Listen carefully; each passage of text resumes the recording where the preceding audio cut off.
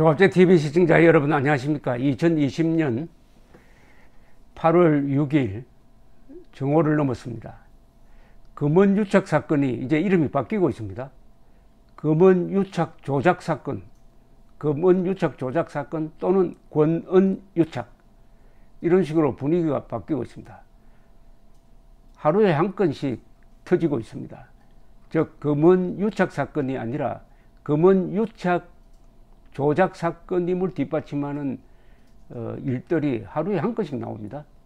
어제 드디어 권경의 민변 출신 변호사가 페이스북에다가 방송을 관장하는 고위급 인사가 MBC의 보도가 나오기 전에 전화를 해가지고 한동훈을 내쫓게 될 것이다 하는 이야기를 했다고 글을 올려서 이게 또 파장을 일으키고 있습니다.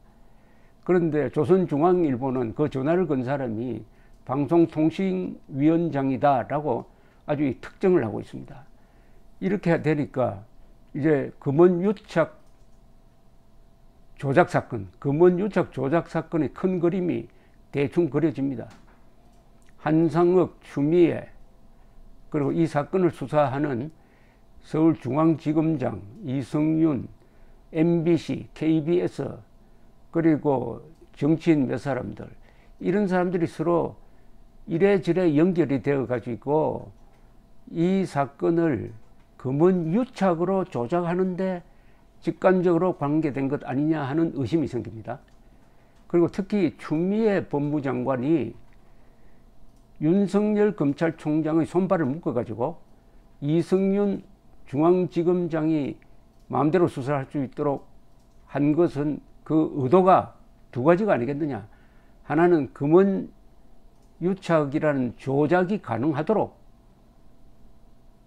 한 것이고, 또 하나는 이게 들통이 나가지고 금원유착 조작 사건으로 확대될 때 그 수사를 하지 못하도록 하기 위한 것이 아니었겠느냐 하는 의심도 아주 합리적이라고 생각을 합니다. 이렇게 되면은 이 사건의 폭발성은 어마어마합니다. 문제는 앞으로 검사들이 이 사건을 어떻게 다루겠느냐, 두 번째는 언론이 어떻게 다루겠느냐 하는 거죠. 이제 초점이 MBC로 쏠리고 있습니다. MBC가 무슨 역할을 했느냐. MBC 세계에서 북한의 노동신문을 빼고 북한의 언론 매체를 빼고 거짓 선동을 가장 많이 해와 가지고 공익과 공동체를 해치는데 앞장서고 있는 이런 방송이 어떻게 존재하는지가 참 질문사항이 되고 있는 이 MBC입니다. 그런데 이제 MBC가 호나로 몰리니까 사장이 나섰어요. 사장이 어젯밤 10시 21분쯤 페이스북에 올린 글을 통해서 이동재, 한동훈 금원유착 의혹에 대한 MBC 보도가 마치 정치적 공작에 의한 것처럼 보도하는 일부 언론이 있다. MBC는 엄정한 취재윤리를 준수하면서 투명하고 정확하게 팩트 위주로 보도했다.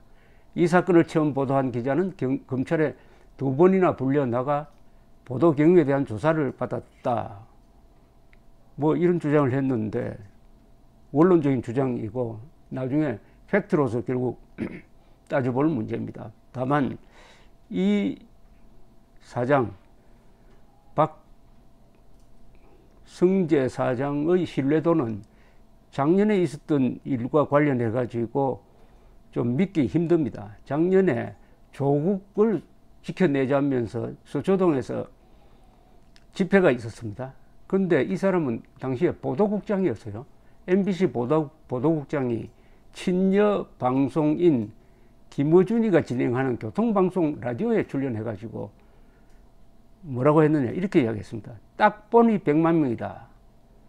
그때 100만 명이 서초동에 모였답니다. 딱 보니 100만 명이다.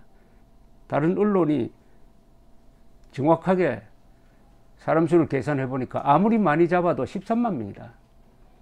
10배를 그냥 딱 보니 부풀리는 사람, 더구나 보도국장이 가장 중요한 인원수를 이런 식으로 부풀리는 사람이 MBC 사장으로 있는데 그게 잘 되겠습니까? 믿을 수 없습니다. 다만 이런 변명을 하기 시작했다는 게 벌써 MBC가 지능 게임을 하기에 이르렀다는 이야기입니다. 지능 게임을 하기에 이르렀다. 어제 통화한 사람이 권경예 변호사에게 지난 3월 말 MBC가 한동훈 관련 보도를, 그때는 한동훈이라는 말은 쓰지 않았습니다. 검사장 뭐 이렇게 넘어갔죠. 한동훈이란 사람을 몰아내겠다 하는 이야기를 하고, 그 방송이 그 사람이 전화한 대로 몇 시간 후에 MBC에 떴더라. 그게 권경예 변호사 이야기입니다. 문 대통령이 주재하는 회의에 참석하는 방송을 관장하는 높은 분이다 라고 해놓으니까 조선일보 그리고 중앙일보는 한상혁 방송통신위원장에게 전화를 걸었더니 전화한 것은 사실이다. 그러나 그 보도가 나온 후에 했다 라고 해명을 했습니다. 저는 두 사람 해명 중에서는 권경예 씨의 이야기가 앞뒤가 맞다고 생각을 합니다. 어쨌든 방송통신위원장, 장관급입니다. 방송통신위원장, 그리고 추미애 법무장관, 이성윤 중앙지검장, 그 밑에 있는 정진웅 부장검사, 이런 식으로 쭉 이어지는 어떤 그림, 점을 하나씩 찍어 놓다가 나중에 그걸 선을 딱 연결하면 어떤 그림이 생깁니다. 그런 모습이 점점 명료해지기 시작을 했습니다. 요 정도까지 온 데는 그래도 권력에 따라가지 않는 검사와 기자가 있었음으로써입니다. 검사와 기자가, 맨정신 가진 검사와 기자가 있어가지고 검언유착이 아니라 검언유착 조작 사건으로 지금 바뀌고 있습니다. 자, 여기서 이제 몇 걸음 더 나가야 진상에 이를 것이고, 여기에 책임 있는 사람을 법률로라든지 아니면 여론을 통해서라든지 우리가 응징할 수 있어야 건강한 나라가 되는 것이죠. 여기서 잘 보이지 않는 게 지금 미래통합당의 역할입니다. 과거 투쟁성이 있는 야당 같으면은 이걸 가지고 승부를 볼 수가 있습니다. 그런데 미래통합당이 검사나 기자보다 뒤편에 있는 것 같아요. 이런 사건에서는 항상 야당이 제일 앞장서야 됩니다. 야당. 검언유착 조작이라는 말이 제가 하기 전에 야당 대변인이 먼저 해야 됩니다. 그런데 이 미래통합당은 요사이 굉장히 게으른 정당처럼 보입니다. 김종인 씨가 나이가 80이라서 그렇다는 게 아니라 잘 보이지를 않습니다. 그러니까 회의해가지고 무슨 하나만한 이야기 하는 걸로 끝내버립니다. 결말을 맺지 않아요. 최근에 주호영 원내대표가 박지원 국정원장 인사청문회장에서 중대한 폭로를 했습니다. 남북협력에 의한 비밀 합의서를 들고 나와가지고 제1차 평양회담을 계기로 해가지고 북한에 30억 달러를 제공하는 약속을 한 문서를 들고 나와서 코너로 몰았는데 결국 잡지를 못했어요. 왜 잡지를 못했느냐?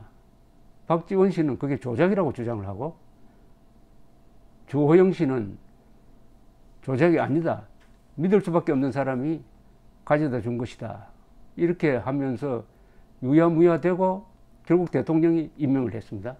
자, 이게 과거 야당 같으면 어떻게 하느냐 하면은 제보한 사람을 설득을 합니다. 설득을 해서 당신 이름으로 당신이 나와서 직접 이 문서를 들고 폭로하라. 거기에 대한 불이익이 있으면 우리가 지켜주겠다. 이렇게 나와야 됩니다. 그런데 이건 굉장한 중대 사안이에요. 흔히 취재원의 보호라는 언론 윤리가 있습니다. 그것은 기자한테 해당되는 거지, 이 정도의 중대 사안을 제보자를 보호하기 위해서 그냥 덮고 넘어간다? 글쎄요. 이것은 미래통합당의 정치력의 부족입니다. 어쨌든 그 제보자를 설득을 해야 됩니다. 그리하여 실명으로 공개하도록 해가지고, 공개하면 박지원 씨가 그만두겠다고 약속을 했잖아요. 그리하여 국가정보원이 이상한 세력으로 변질되는 것을 막을 수 있고, 그렇게 하기 위해서는 희생이 있어야 됩니다. 희생이. 지금 이 검언 유착 사건에서 미래통합당이 뭐 결정적인 폭로를 한 것도 아니고 겨우 기사 따라가는 정도로 머물러 있는 것은 용감하다, 뭐 비겁하다를 따지기 전에 게으릅니다. 모든 사람이 용감할 수는 없어요. 그러나 모든 사람이 부지런할 수는 있습니다. 미래통합당은 비겁해서 나쁜 게 아니라 게을러서 나쁘다는 생각이 듭니다. 감사합니다.